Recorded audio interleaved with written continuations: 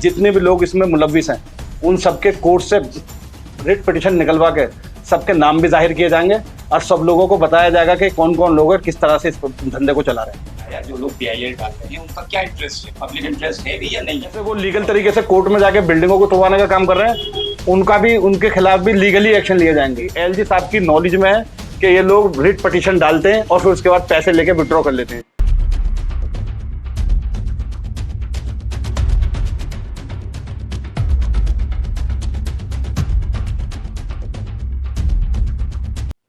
जिस तरीके से पिछले 1 महीने से हमने ये मुहिम स्टार्ट की है, जितने ये लोग इस्तेबाद चीटर माफिया इस इलाके को तबाह करके रख दिया। आप देख रहे हैं कि बिल्डिंग पहले डेमोलेशन होते थे लेकिन इतने बड़े लेवल पे कभी नहीं होते थे। 4-4 साल से 5-5 साल से जिन मकानों में लोग रह रहे हैं उनको भी निकाल के तोड़ा जा रहा। ये सिर्फ पैसे का धंधा है।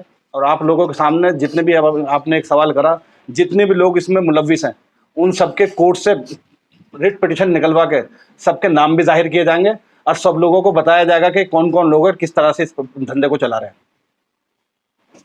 क्या हिकमत अमली रहेगी, क्या जाने टोटल लीगल तरीके से, जैसे वो लीगल तरीके से कोर्ट में जाके बिल्डिंगों को तोड़वाने का काम कर रहे हैं, उनका भी उनके खिलाफ भी लीगली एक्शन लिए जाएंगे। और जब हम एलजी साहब से मिले, इरफान भाई ने बात की, एलजी साहब की नॉलेज में है कि ये लोग रिट पिटिशन डालते हैं और फिर उसके बाद पैसे लेके विड्रॉ कर लेते हैं। तो जब एलजी साहब को भी पता है कि ऐसा धंधा चल रहा है और कोर्ट में ऐसा जो हाई कोर्ट के जज हैं, आप जानते हैं वो कितने काबिल होते हैं, लेकिन एक इसका माइनस पॉइंट उन जज का ये है कि उनको पता है कि ये अनऑथराइज कंस्ट्रक्शन है, एक्शन तो इस पर लेना नहीं है, लेकिन इन लोगों के खिलाफ आज तक कोई एक्शन नहीं ले गया। इनके हौसले इतने बढ़ गए कि जिन लोगों के अब इसमें सिर्फ छोटा सा काम ये कर रहे हैं, लोग आधार कार्ड लेते हैं किसी से, इसमें वकील भी शामिल है।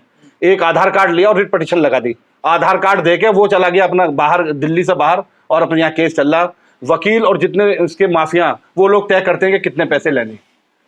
ये सारी चीजें आपके सामने विद प्रूफ ऑन पेपर सब आ जाएंगी। अभी थोड़ा सा बस इंतजार करना पड़ेगा आपको।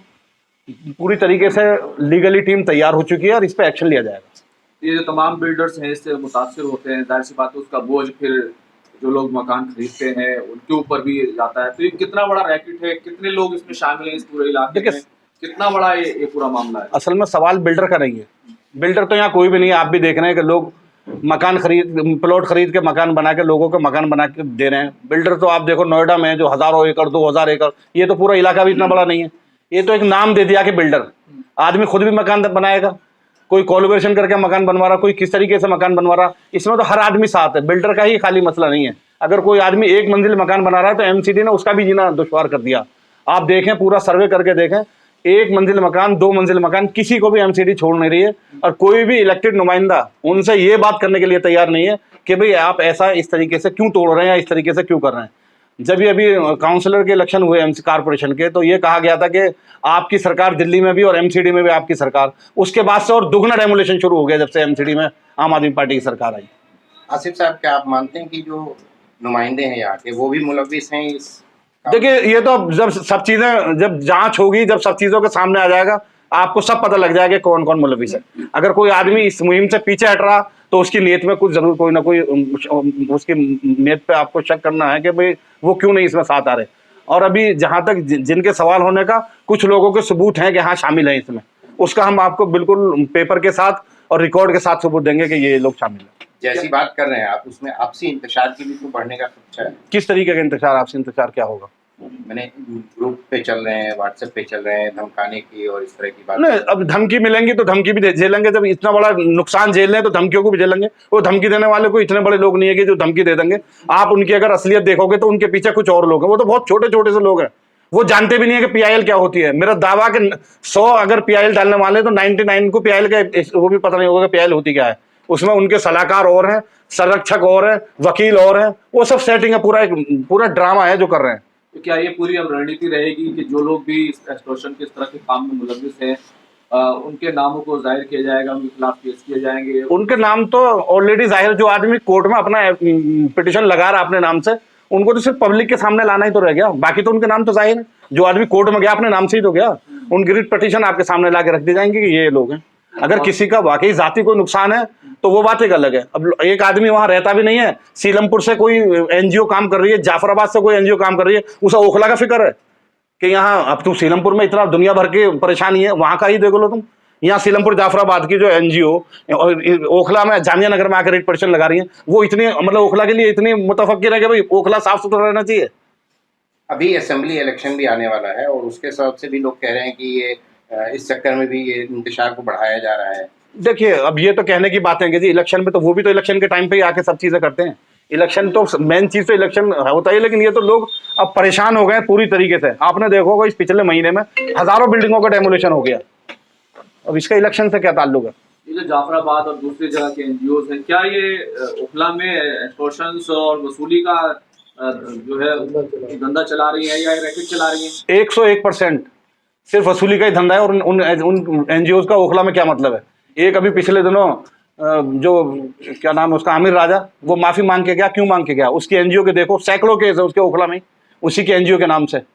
वो रहता है जाफराबाद में और क्रिमिनल है, लेकिन चलो उसने माफी मांगी, अच्छी पहल है उसकी कि उसने माफी मांग के गया है और मना किया कि मैं आज के बाद नहीं करूंगा। अगर उन लोगों को इसी तरीके का एनजीओ को इतना फिक्र है जामिया नगर का, तो कूड़े के ढेर लगे पड़े, इसकी पीआईएल डालें कोर्ट में कि भाई जामिया नगर में कूड़े के इतने ढेर है, पीने का पानी नहीं है जामिया नगर में, रोडों पर चलना मुश्किल हो गया। इस तरह की पीएल क्यों नहीं डाल रहे कि भाई जामिया नगर में ये परेशानी है। उन्हें सिर्फ एक ही परेशानी दिख रही है कि बिल्डिंग बननी है। वो खुद लोग यहाँ अनऑथराइज मकानों में रह रहे हैं, 4-4 मंजिल के मकान के आपको फोटो दिखाएंगे। अभी हम अभी जब पूरी लिस्ट बनाएंगे तो आपको दिखाएंगे जो लोग पीआईएल डाल रहे हैं उनके मकान खुद 4-4 मंजिल मकानों में रह रहे हैं। वो कहां से पास करा के लाए नक्शा? नेता हो या कोई भी हो, सब अनऑथराइज। ये पूरा ओखला नेता अनऑथराइज में नहीं रह रहे, नेताओं ने एक्रोचमेंट नहीं कर रखा। बताओ किस नेता ने एक्रोचमेंट नहीं कर रखा? एक भी नेता का नाम बता दो कि वो बहुत पाक साफ है। रास्ता क्या है आगे का? रास्ता ये है, जो ये बिल्डिंग एक बड़ा इशू बार बार आता है कि जी हाइट ओवर हाइट जा रही है, इसके लिए जिस तरीके से इसका रास्ता ये नहीं कि आप केस डालो। अगर केस वाकई हाइट रुकवाने के लिए डाले हो तो वहां तक भी समझ में आता, पैसे लेके फिर क्यों डील कर लेते हो? फिर पैसा बीच में कहां से आता? इसका हल ये है कि कमेटी बने, इसमें जो इलेक्टेड नुमाइंदे वो आगे आए, एक पैमाना तय किया जाए कि 5 मंजिल से ज्यादा या 4 या जो भी गवर्नमेंट का पैमाना है कि इससे ज्यादा नहीं बनेगी। सब लोग तैयार साथ हो जाएंगे, सब लोग तैयार साथ देंगे। पब्लिक इंटरेस्ट के नाम पे इतना बड़ा फैसला कोर्ट कर देता है और वो पब्लिक इंटरेस्ट निकलता नहीं है, वो तो पर्सनल इंटरेस्ट निकलता है। ये आपस की लड़ाई है, झगड़े हैं, ये है। तो ये बात कही है हमने और हमारी कोशिश होगी इसके बाद लेफ्टिनेंट गवर्नर साहब के बाद कि हम कमिश्नर एमसीटी से भी मिलेंगे, उनके जो वजीर हैं उनसे भी मिलेंगे। मैंने तो शुरू में कहा था कि अगर ज़रूरत पड़ेगी तो गवर्नमेंट, दिल्ली गवर्नमेंट और सेंट्रल गवर्नमेंट दोनों से रुजू करके इस बात को रखेंगे कि एनसीटी और डीडीए भी इसमें पार्टी बनती है, तो उनको चाहिए कि वो इसे रोकें और कोर्ट में सही बात बताएं। तो डेमोलेशन क्या माने कि अब आगे डेमोलेशन रुक जाएगा या सिर्फ ये एक कवायद ही रह जाएगी? नहीं, कवायद तो नहीं, कवायद तो है, लेकिन उस कवायद को अमलीजामा ये पहनाएंगे कि उनसे हमने ये वादा कर लिया है कि एजेंसीज के लेवल पर अगर कोई चीज़ आती है, एजेंसीज खुद कोई चीज़ करती हैं तो उस पर वो इंक्वायरी वो करेंगे और आपको नॉलेज में लाते ही होगा कुछ। लेकिन कोर्ट के ऑर्डर के बाद जो कुछ होता है उसमें वो अपना अपने आप को वो पाते हैं कि हमसे कुछ नहीं कर सकते। उसमें तो इलाके के लोगों ही को तय करना पड़ेगा। देखिए, जो कोर्ट लोग जा रहे हैं उन पर तो अखलाकी दबाव डालना पड़ेगा, समाजी दबाव डालना पड़ेगा। इसलिए मैं कह रहा हूँ कि बेदारी तय करके पूरे इलाके के अंदर जब वो मार्च पास होगा तो उनके भी कान खड़े होंगे कि भाई समाज भी अब बेदार हो गया है और अब हम समाज में रह नहीं पाएंगे अगर हम ये सब हरकतें करेंगे। तो मुझे लगता है इसके लिए कोऑर्डिनेशन कमेटी ने कोई रणनीति बनाई है क्या? उनकी कोई लिस्ट जारी की जाएगी क्या? उनको समाजी दबाव डालने के लिए, उनको मजबूर करने के लिए उनके खिलाफ केस फाइल किए जाएंगे, उनके खिलाफ एफआईआर कराई जाएगी? देखिए, ये तो वो केसेस हैं थोड़े से जो कोर्ट चले गए लोग। एक्सटॉर्शन यहाँ पर जब से कंस्ट्रक्शन शुरू हुआ, जब से चल रहा है एक्सटॉर्शन। अगर कोई बिल्डिंग किसी को दिए लिए बनती ही नहीं, इतने लोग परेशान हैं। जो जेन्युइन बिल्डर्स हैं जो इस कंस्ट्रक्शन में लगे हुए हैं, जो सबसे अच्छा प्रोफेशन है आज के दुनिया में, रियल एस्टेट का बिजनेस सबसे अच्छा बिजनेस है।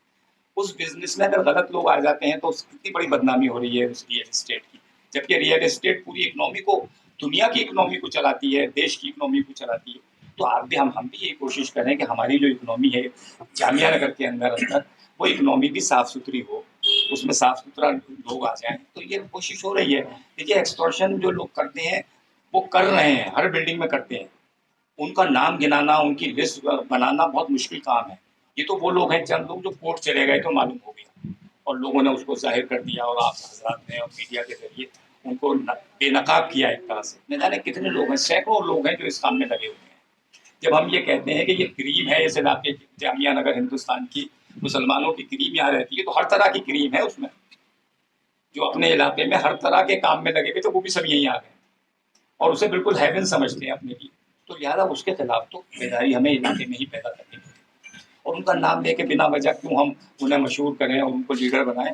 कोशिश ये करें कि उनको जो नाम आ गए उनके तो खिलाफ कानून कार्रवाई हो रही है, लोग चले गए कोर्ट के खिलाफ। लेकिन बाकी लोग जो अभी छिपे हुए हैं, जो सिर्फ एक्सटॉर्शन करके और घर बैठ जाते हैं, उनको दबाव डालकर मुझे लगता है उनको भी बेनकाब करने की। अभी 16 लोगों के खिलाफ केस दायर हुआ है, साहब ने किया है अटक इज्जत का, उस सिलसिले में जी वो किया है, उन्होंने वो किया है, वो भी कर रहे हैं और दूसरे लोग जिनके मकानात अभी मुलजिम हुए चुके हैं वो लोग भी कोर्ट जा रहे हैं और उनके खिलाफ काफ़ी इंक्वायरी शुरू हो गई है। कोर्ट ने भी इंक्वायरी की है। कोर्ट ने भी कहा है एक साहब से, जब वो गए तो उनके वकील ने कहा कि साहब इनसे मालूम कीजिए कहाँ रहते हैं। उनको मैं भी वहीं रहता हूँ, उनको पहले इनका तोड़िए। तो इस तरह की चीज़ें शुरू हो गई हैं।